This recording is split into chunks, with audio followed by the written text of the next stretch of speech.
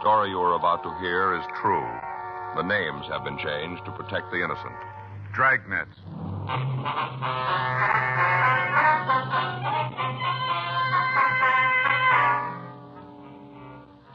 You're a detective sergeant. You're assigned to forgery detail. A group of check passers is working in your city.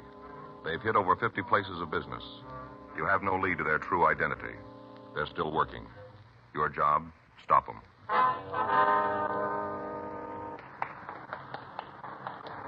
It was Wednesday, July 11th. It was warm in Los Angeles. We were working the day watch out of forgery detail. My partner's Frank Smith. The boss is Chief of Detective Stab Brown. My name's Friday.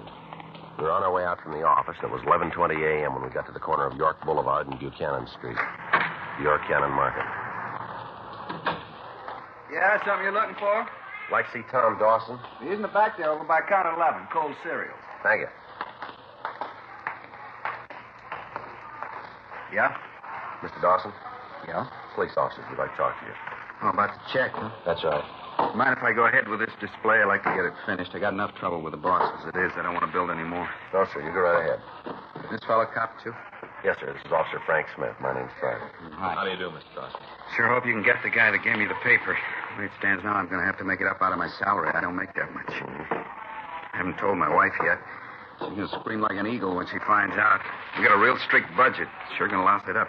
Do you have the check? Yeah. You got it right here. Came back from the bank this morning. Boss gave it to me. Here you go. Thank you. Same as the others? Looks like it, yeah. Here. Thanks. How's that look to you? Sir? The display, it'll look all right? Oh, yes, sir. It's fine. Got this mask finished, and it's all done. What can you tell us about the man who gave you the check? What do you want to know? Well, what kind of identification did he use? Well, just about the whole thing. Driver's license, social security card, gasoline credit card, the works. Mm-hmm. There's pencil notation on the back of the check. Just his license number. Let me take a look. Here. Yeah, that's it. I figured sure it'd be good. Nice-looking fella. Sure never going for a paper hanger. Can you give us a description of him? Yeah, sure can. I got a good look at him.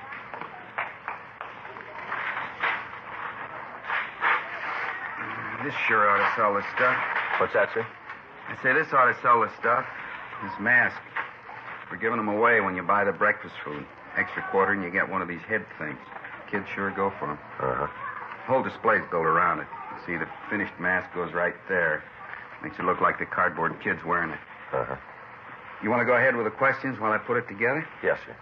Have you ever seen this man before? No. Of course, he might have been around. We do a pretty good business. Could have been in, I wouldn't have remembered. What'd he say to you? Just came in and bought some groceries. Must have been about $1.50's worth. Asked me to cash a check. I told him the manager'd have to okay it. Mm-hmm. Told him the manager wasn't here. He'd have to wait. Well, can't anyone else give the okay? Not supposed to. If we do and something goes wrong, we're stuck for it. I see. The guy told me he didn't have time. Said he was on his lunch hour and he had to get the groceries home. So I asked him if he had any identification. He said he did. Looked all right to me, so I cashed the check. Uh-huh. Oh, say, would you hold this mask for me while I get the rubber band around the top? Yeah, sure. Now, wait till I wind it around a couple of times. We put these things up high, but the kids still find a way to get them down. If they're not put together good, they don't last long. Uh-huh. That'll do it. Let's see. I guess this is what goes in next, the eyepiece. Take the eyepiece and put it inside the mask. Slip into notches Y and T. I guess that's these. Did you look at the man's identification closely? How do you mean, close? Well, did you take a good look at it? Well, good enough to think it was all right to cash a check. It looked genuine, huh? Well, if it didn't, I wouldn't have gone for the money. I see. Was there anything about the man that'd make it easier for us to identify him? Not that I could see. He looked ordinary enough. Nothing special about him. Nothing that'd stand out. Oh, hold this a minute, will you, while I put the earpieces in? This here? Yeah. Thanks. Well, I guess that's all there is. Put it up here on the top. And that does it. There. How's it look? Fine. Huh. It's kind of scary. Sure hope the boss likes it. Sure been on my back since that check came back. Seems like everything I do is wrong. Be glad when this day is over. Yes, sir. You want to give us that description now? For the man who gave me the check. That's right. Sure. I want to do all I can to help. You think if you catch him, I'll be able to get the money back? Well, that's hard to say, sir. Sure hope so. $89.60. That's a lot of money. I hate to lose it. How much was that? $89.60. Yes, sir. Don't even want to think about what my wife's going to say. Liable to be pretty rough. Yes, sir, we understand. How old was the man? About 27, around in there. About how tall was he? 5'9", I guess. Say, if you do catch him, how do you go about getting the money back? Well, it's booked as evidence first. And then I get it back? Well, that depends on what happens at the trial. It's not up to us to decide, sir. You see, the suspect has gotten to several other people, too. If there is anything recovered, they've got a share of it. And I probably won't get what's coming to me. Well, no, sir, but you can be sure of one thing. What's that? The suspect will.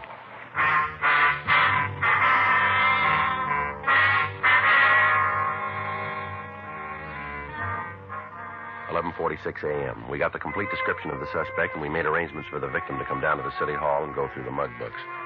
The information on the driver's license was checked through R&I in the Department of Motor Vehicles, and we found it to be false.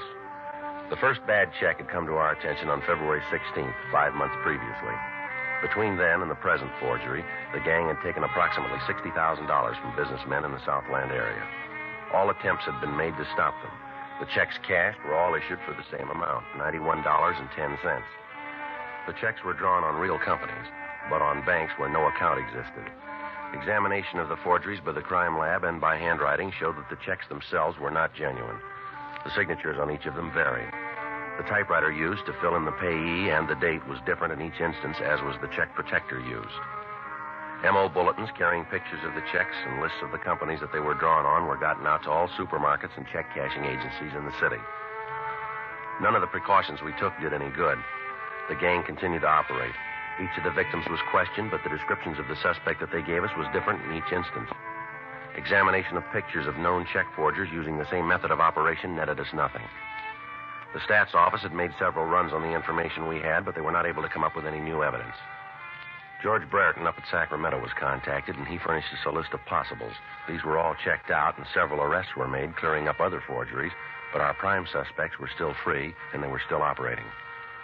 Wednesday, 4:15 p.m., Frank and I came back from Captain Welsh's office. Well, now we know how the skipper feels. Now, can you blame him? No, I guess not. We're doing all we can. If the people who run the stores won't look at the bulletins, there's nothing we can do. Well, the breaks are bound to go with us pretty soon. They got to start sometime. I get it. Forgery Friday. Oh, just a minute, ma'am. Is Fergie around? I don't know. I'll take a look in back. Hey, Ferguson? Fergie? No, he's not here. He's not here right now. Can I take a message? Mm-hmm. Yes, ma'am. No, he's not working today. Yes, ma'am. Well, if you give me your number, I'll have him call when he gets in. All right. That's 98. Yes, ma'am. No, it's right in the message book. No, he'll see it. That's right. Yes, ma'am. Mm-hmm. No, he'll look at the book when he comes in. No, the first thing. You bet. Well, you're more than welcome. Yes, ma'am. Bye. Problem? No, she just didn't believe that Fergie'd get the message. Yeah, I know. Sometimes Face has the same thing. Sergeant Friday? Yes, that's... Oh, hi, B. Come on in. Wasn't sure you'd be in. You know my partner, Frank Smith, don't you? Beatrice Dowling? Yeah, we've met. Sure, I haven't seen you in a long time. Sit down, B. Here. Thanks. There you go. Well, what can we do for you? I just thought I'd drop in and say hello. It's been a while. Yeah, it has at that. How's it been going? Pretty good. Got myself a job when I got out. Things are working good for me. How long's it been now? A year ago, last January. Well, is there anything we can do for you? No. Might be the other way around. How do you mean?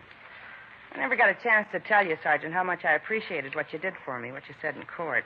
Well, we just told him the truth, B. Yeah, I know. It would have gone a lot harder with me if you hadn't been on my side. Well, it's nice of you to think of it that way, It's anyway. true. Never got a chance before. Now maybe there's a way I can pay you back. Well, it's not necessary, you know. I know. I want to. All right, what do you got?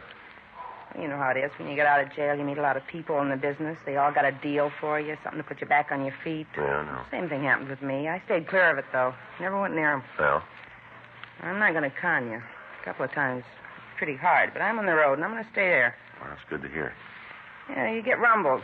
You know, things come up. Uh-huh. I got one the other day. More than a rumble. How about you, right away? Figured this is a way to pay you back. Well, what is it? Met a guy in a bar, a little place near where I work. Usually after work, I stop in and have a beer while I wait for the traffic to clear up before I go home. Mm-hmm. The other night, Fellow come up and started talking. Nice-looking guy. We got to talking about different things. Nothing big, just things. You know how you do at a bar. Mm-hmm. He asked me what I did for a living, how things were going, like that. And he wanted to know if I'd like to pick up a few extra bucks. Yeah. He said that he wanted me to cash a check for him. I told him I didn't have the money. It didn't make any difference how small the check was. I didn't have the loot. Mm-hmm.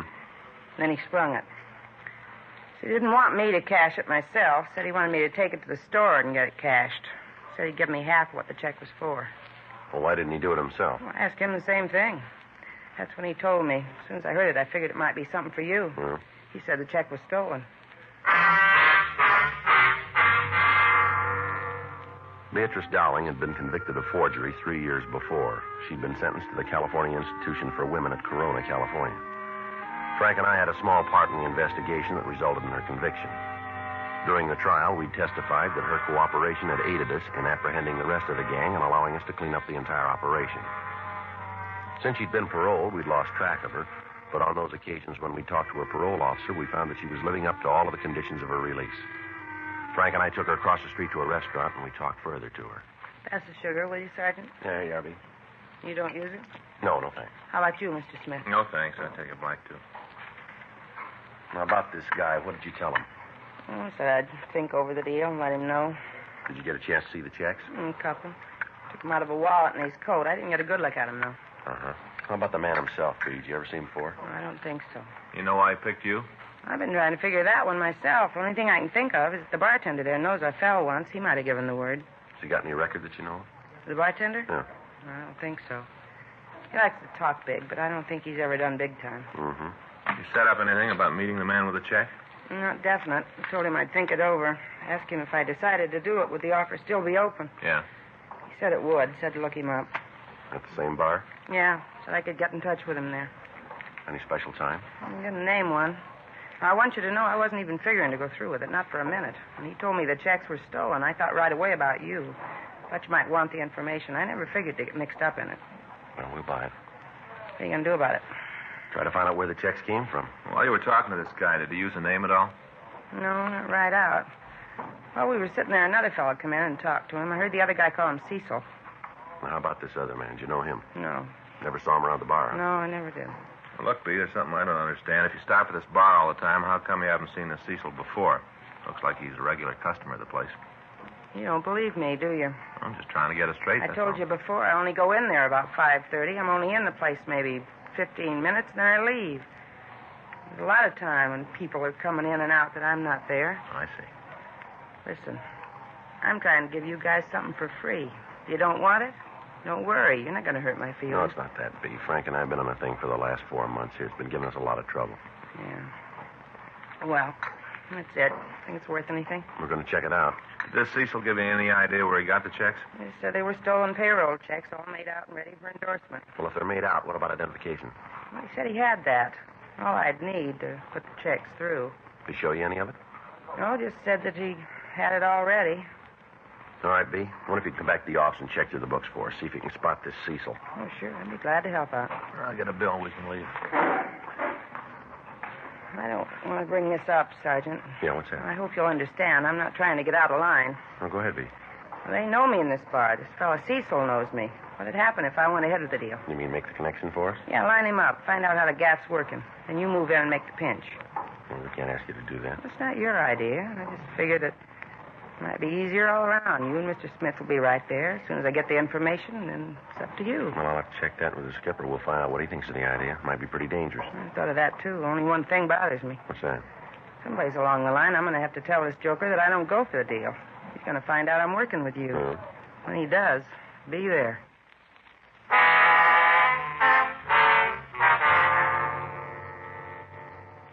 We returned to the office and made arrangements to meet Beatrice Dowling the next day.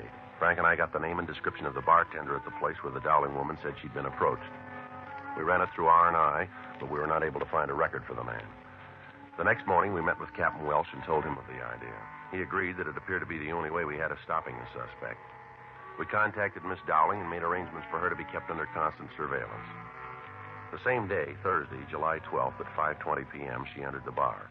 Frank and I were parked down the street in our car. How about it? See the doorway?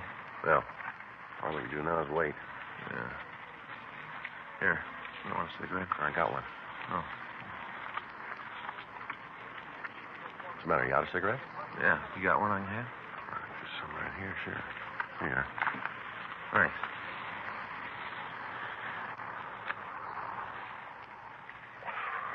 Oh, I'll sure be glad to get home. Well, Yeah. Fay and me had a big argument last night. is that right? What's the matter now? Oh, I came home. I guess about 7:30, around in there. Mm-hmm. Right after dinner, I got ready for bed. That's when I saw it. I should have known right from the start. Shouldn't know what. Well, Fay fixed Swedish meatballs for dinner. Again, huh? Right then, I should have known. That's what had happened. You know, she always figures they'll soften me up so I won't mind. Well, what'd she buy this time? A new bedroom set. King-size bed, Joe. Mattress, springs, a couple of those new rubber pillows, you know, those bouncy spongy Yeah, I ones. know what you Well, I took one look at them, and naturally, the roof went off. You mean she bought the whole thing, huh? She refurnished the whole room. Cost a lot of money, didn't it? That's what I thought. I was pretty sore about it, too, and we had a few words. I guess it was pretty bad. Mm. The time I got calmed down, she was asleep. Then I saw the bill. Mm-hmm. Couldn't believe it. You wouldn't either, Joe. Yeah. It wasn't big at all. All right. Yeah. I sure slept good. Think I could make it, Joe. What's that? You know how I'm always talking about sleeping for a week? Yeah. Well, the way I slept last night, I think I could make it. You know, something I'd sure like to try. Now, you're going to have to wait to try. Take a look down there. Huh? The bar. Beatrice is coming out. Oh, yeah. A couple of guys with her. They're acting kind of funny, aren't they? Yeah. The way they're shoving her around. There's only one reason for that. Yeah? They found out about us.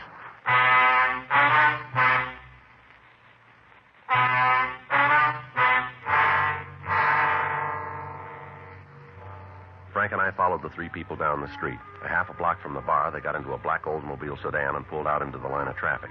We kept them under surveillance while we drove to the downtown area. We called communications and got a rolling make on the car. It was registered to a Cecil Maddox, 2482 North Alexandria in Hollywood. We requested that Maddox be checked through R&I, and we found that he'd been arrested twice before on charges of grand theft, and that he'd served one term at San Quentin and one term at Folsom Penitentiary. At the corner of Broadway and Clay Streets, the trio pulled into a parking lot, and they left the car. Frank and I parked our unit and followed them to a stationery store. From the street, we could see Maddox talk to a salesman, while the other man walked up to a display of typewriters. He took a slip of paper from his pocket and apparently tried the machine. By the time he was finished, Maddox had gotten through talking to the clerk, and they used the same piece of paper to try a check protector. During this operation, Beatrice Dowling stood by and waited for him. Finally, the three of them left the store and walked 2 blocks east to a large market. There, we saw Maddox hand the Dowling woman an envelope. After that, she entered the store and came back a few minutes later. Frank and I were about 10 feet from the pair of checkmen when the woman returned. Here it is. How'd it go? Thank you, Dad. Here's the money. Okay, let's go to a bar. We'll make the split. Half this is mine. That's the way it was set up. Let's go. Come on, Frank. All right, Maddox, hold it up. What for? What's this all about? Police officers, you're under arrest. For what? Go ahead, spell out the beef. How's forgery fit? I don't know. You won't hang it on me. Don't book it, mister. You'll get short odds. The wrong beef. I won't You buy already it. have. Huh? You paid for it with a bad check.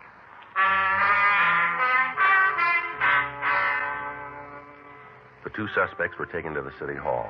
The second man was identified as Raymond Johnstone. We checked him through records and identification. We found that he'd had a long felony record. He'd served sentences in both San Quentin and Folsom. And from the record, we found that he was in Folsom at the time Maddox was serving his term. We talked to Johnston for an hour, but he refused to admit any complicity in the forgeries.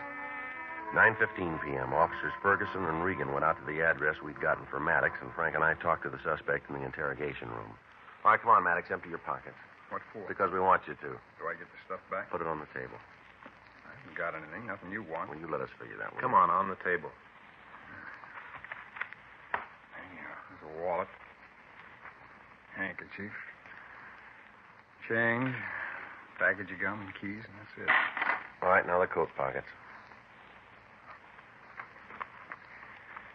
Cigarettes. Lighter. Some more change and parking stuff. Inside pockets, too. There's nothing there you'd be interested in. Inside pockets. A couple of letters, that's all. All right, let's take a look. It's true name Cecil James Maddox? Yeah. Who's this stuff belong to? I don't know anything about it. Driver's license, social security card, oil company credit card. These don't belong to you, do they? Take a good look, cop. You see my name on them? We found them in your pockets. Cleaner must have left Oh, them come off it, Maddox. We got you nailed and you know it. there. You got to show me. All right, these other envelopes here. Same thing on all of them. Now, where'd you get them? I told you, I got a sloppy cleaner. Frank, you want to check, see if Fergie's back? Yeah, sure.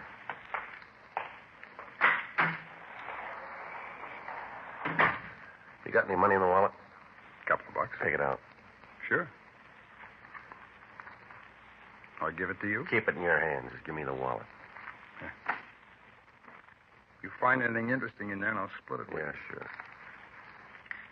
How about these checks? Where'd you get them? I forget. Well, you better start remembering, mister. I'm trying. It just isn't working out. Pretty important that you do. I think I found them. Where? I don't remember. You turn up with $500 worth of checks and you don't know where you got them, I huh? haven't got the slightest idea. Oh, what about this receipt? What's it for? I don't know. It's in your wallet. You must have put it there. Look at the back. Maybe there's a phone number on it. Maybe that's why I kept it. No phone number here. Well, then I can't tell you where I got it. I guess I've been carrying it around for a long time. Dated a couple of months ago. That's a long time. to Look, me. what are you trying to prove with this innocent pitch? You know we got you going in. We're going to make a forgery complaint stick. Now, why are you trying to make it harder? I don't think you can trip me for the beef. There's a couple of officers over at your apartment now. If they come up with the press you used to print up the checks and the identification, you've had it, mister. If they find the press. That's right. Only one big hole in the fairy tale. Is that so? I haven't got a press. I don't know where I got those checks. I think I bought them. You try to take me to court on that kind of evidence, and you'll make the front page as the dumbest cop of the year. Joe, Yeah. got something for you. You wait here, Maddox. Only one door, and you're in front of that. I'm not going anyplace. Just sit still. Yeah. How's it going? Not too good. He won't cop out. How'd you do? Well, I talked to Fergie. They went over to Maddox's apartment. Yeah. They didn't find anything.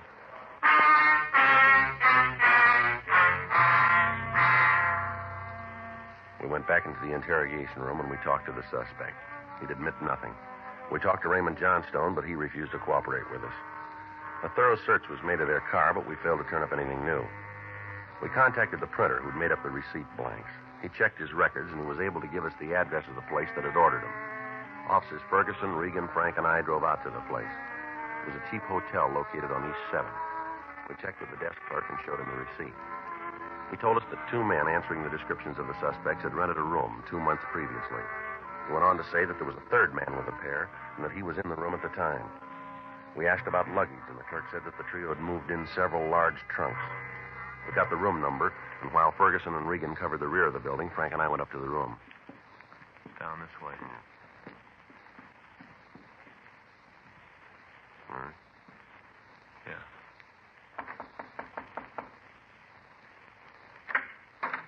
Yeah? Paul Hadley, Yeah, that's right. What do you want? I'd like to talk to you.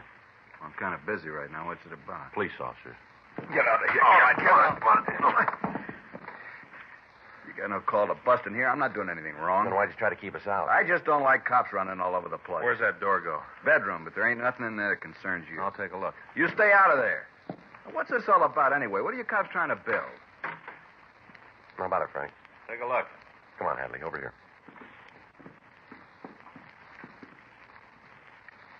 Press and everything, huh? I do a little printing for the neighborhood people. There's nothing that concern you. You do work for the Department of Motor Vehicles, too? What? These driver's license blanks, what are they for? Who tipped you? What?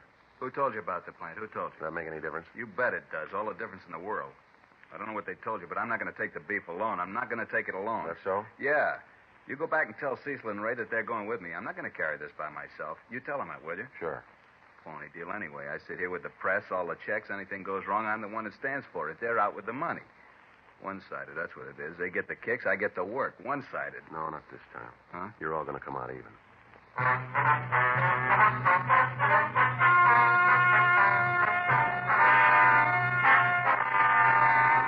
Cecil James Maddox, Raymond Richard Johnstone, and Paul Milton Hadley were tried and convicted on 18 counts of forgery. They received sentence as prescribed by law. Forgery is punishable by imprisonment in the county jail for not more than 1 year, or by imprisonment for not more than 14 years in the state penitentiary. You have just heard Dragnet, the authentic story of your police force in action, and starring Jack Webb, a presentation of the United States Armed Forces Radio Service.